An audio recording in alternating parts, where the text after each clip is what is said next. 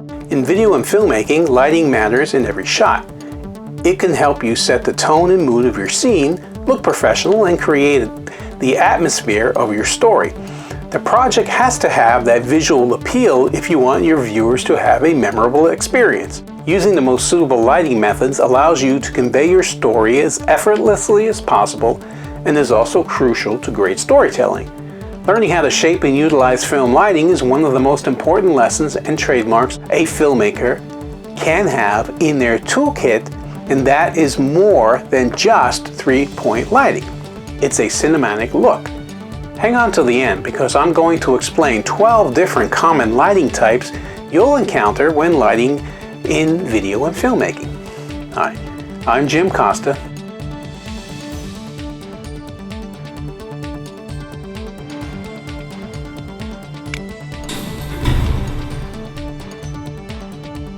I'm a videography, photography, and technology guru, but you can call me a dadographer. I've created many other videos on improving your photography, videography, filmmaking, video editing, audio recording, and technology skills. And I'll link to those in the description below, and both during and at the end of this video as well, so stay tuned. If you want to learn more, remember to subscribe to my channel and hit that bell to be notified when I upload new videos. I upload every week, and I'll be uploading many more explanations of film, video, photo editing, and tech topics. Stay tuned to the end to find out how to get my free DSLR mirrorless or interchangeable lens video camera cheat sheet that'll have you shooting your photos and videos like a pro in no time. Best of all, my cheat sheet specializes in shooting video with any type of camera, including mirrorless and DSLR cameras. In it, you'll find all the information you need on important video techniques, such as white balance, color temperature, frame rates, and more.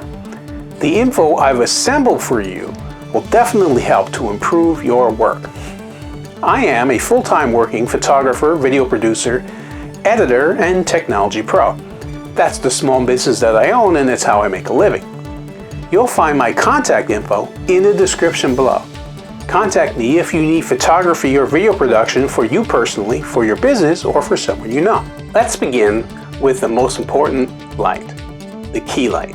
Key light is the main source of light for your scene. It's the most direct and intense source of light for a typical scene. It is the first light source to be set up typically, and cinematographers use it to cast light on the actor or subject. If you're new to video and filmmaking, your key light might just be the sun if shooting outside, or an open window if you're shooting inside. If using a lighting instrument, avoid positioning your key light too close to your camera. Otherwise, your lighting will feel featureless, washed out, and extremely flat. If your key light is placed at the back or side of your actor, it will cause the scene to look more dramatic, and your image will look dark. In a three-point lighting setup, a key light is the primary light. Although I'm not going to get into three-point lighting in detail in this video, I will mention the lighting sources in three-point lighting, as they are very important to understand and do relate to this topic.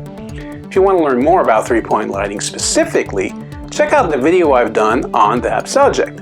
I'll put a link to that video in the description below, so you can watch it after viewing this video, and you can learn even more about video and film lighting.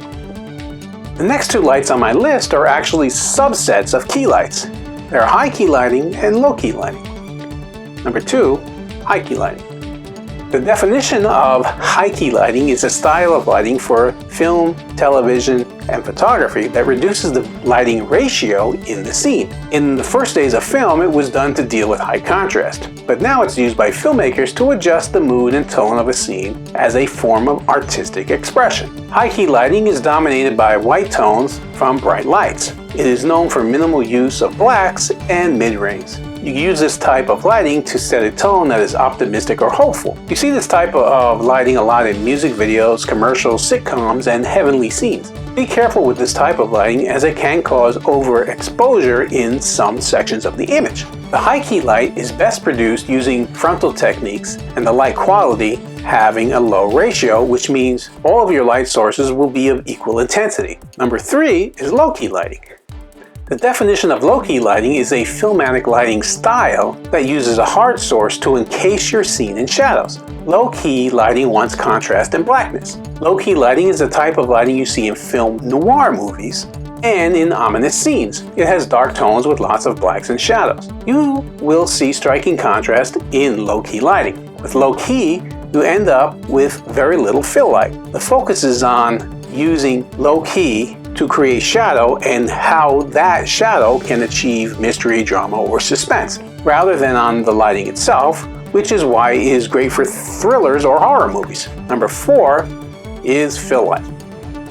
Key lights create shadows at some point. A fill light, therefore, is used to illuminate these shadows, or fill them in. The fill light is positioned opposite of your key light at about a 45-degree angle and is not as bright as the key. Generally, they are set at about 50% of the brightness or half the intensity of the key light. Since the fill light helps to eliminate shadows caused by the key light, ensure yours is indistinctive and does not cause its own shadows or characteristics. Place your fill a little closer to the camera if you want to create fewer shadows. A fill light can be created from reflectors if there are no other light sources available immediately. Light falls on the reflector and then is bounced onto your subject. And photographers use this trick all the time. Number 5 is known as backlight. A backlight gets its name primarily from its function. It is usually placed behind the subject and a little higher. Its function is to separate the object of interest from a poorly lit background. It also helps to enhance an object's shape and depth. You can use a backlight to enhance your object's features and prevent it from appearing as though it is 2D. If the sun is your backlight, use a foam board or reflector to rebound natural light at a slightly lower intensity back onto your object or subject. If a backlight is placed behind an actor at an angle, the backlight is known as a kicker. Number 6 is side light. As you may have guessed, the side light is a light that hits the subject from one side. The side light is used to create chiaroscuro, or a dramatic mood. In case you're wondering what chiaroscuro means, it's the type of lighting used in paintings by Rembrandt. You can create chiaroscuro using high contrast and low key. This was a common technique of filmmakers during the film noir era of filmmaking. To achieve a dramatic feel with your side light, cast it without fill or use a lower fill ratio, say 1:8 instead of 1:2. A side light is the best choice when you wish to reveal texture. If this is making sense to you, but I've got it in the comment section below. Number 7 is what's known as practical lights. This type of light is used within the actual scene. It appears on screen. Practical lights range from a TV set, a household lamp, police lights, candles, flashlights, street lights, and more. A common practice in filmmaking is to swap out existing light bulbs with practical lights that are on a dimmer mechanism to allow them to be controlled easier. These are usually intentionally added in by the set designer or lighting crew to create a cinematic look to your scene. They may sometimes be used to give subtle lighting for your subject, such as a desk lamp lighting talent sitting at the desk. Number 8 is bounce light. Bounce light, or just bounce as it's known, is reflected light. These are tools such as foam or silk boards that can help you to bounce light. You can also have bounce light from the ceiling or from the walls in your scenes. The options are endless. To achieve a softer light, use foam board. They have a matte surface to help you create a soft reflected light. Bounce from a reflector surface is often versatile. It is possible to create fill, key, and backlight to illuminate subjects in the scene using bounce light if your original light source is bright enough, like the midday sun. Number 9 is soft light. Soft light does not refer to a direction, although is a type of lighting in filmmaking. Cinematographers use soft light for situational or aesthetic reasons. Soft light helps to eliminate a harsh shadow, replicate refined lighting from the surrounding areas, and create a dramatic effect. All of these effects can happen one at a time or all together. In essence, soft light is used to define the light spread of your light source and not its placement. A diffusion panel or light fixture usually generates soft light. Thus, the light from a soft source creates a soft shadow or none at all. Number 10 is hard light. If you're looking to have harsh or sharp shadows, use hard light. The best and most natural source of hard light is the midday sun, or you could use a tiny light source such as a high wattage desk lamp. In most types of cinematography, hard light is not desirable. However, it is the best source to use when you want to draw attention to a scene or subject. You can also use hard light to highlight contours and create a vivid silhouette. Number 11 is motivated lighting.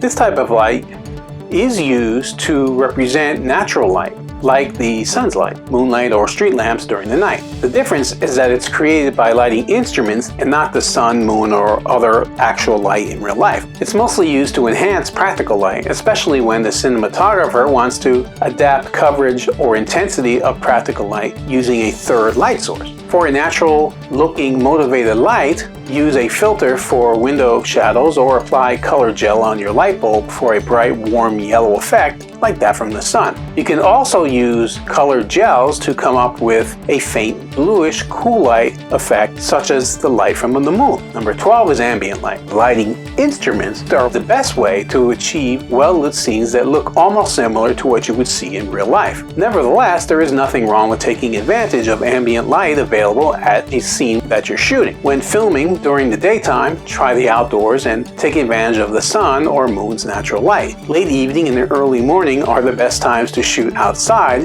if you want to catch some soft light. However, the intensity of light will not be constant when shooting outside, so be sure to plan for the sun's placement and for the weather in general. There are many different types of lighting in video and filmmaking depending upon what you want to achieve. The beauty of the medium is knowing which type to use to achieve the desired effect. My question of the day is, what type of lighting have you used in your video and film projects? Leave a comment below and let us know. Would you like to learn more about your camera settings to get you shooting like a pro? I've created an absolutely free cheat sheet for you on all the best camera settings to shoot video with your DSLR, mirrorless, or video camera that will allow your photos and videos to shine and stand out from the competition. The link to get that cheat sheet is just below in the video description. I've also created cheat sheets on other topics such as video editing, and even now offer training courses on editing video using Adobe Premiere Pro, and soon I'll have others. I'll link to those cheat sheets and training courses below as well. Learn to edit like a pro with my training course. That I can guarantee you. If you want to see more videos like this, follow my YouTube channel, jimcostafilms, for more. Think what you saw was great? Like it. If you have an opinion, please comment below. You know someone who could benefit from the info I provided? Please share the video. Do you want to learn even more? If so, then connect with Jim Costa Films on social media and online on Facebook, Instagram, Twitter, YouTube, and the web. I currently have over 4,300 videos on my YouTube channel, Jim Costa Films, so feel free to check out many of my other videos for great tips and suggestions. If you follow me for a while now, you may know that I have a community of photographers, videographers, and filmmakers, just like you, on Facebook, where I share other pro tips and tricks. It's called Video Producers and Content Creators. I love new members who want to share their work and learn from others, but also help others based on their own skills, knowledge, and experience. You'll find a link to that group in the description below, so feel free to join it where you can learn even more.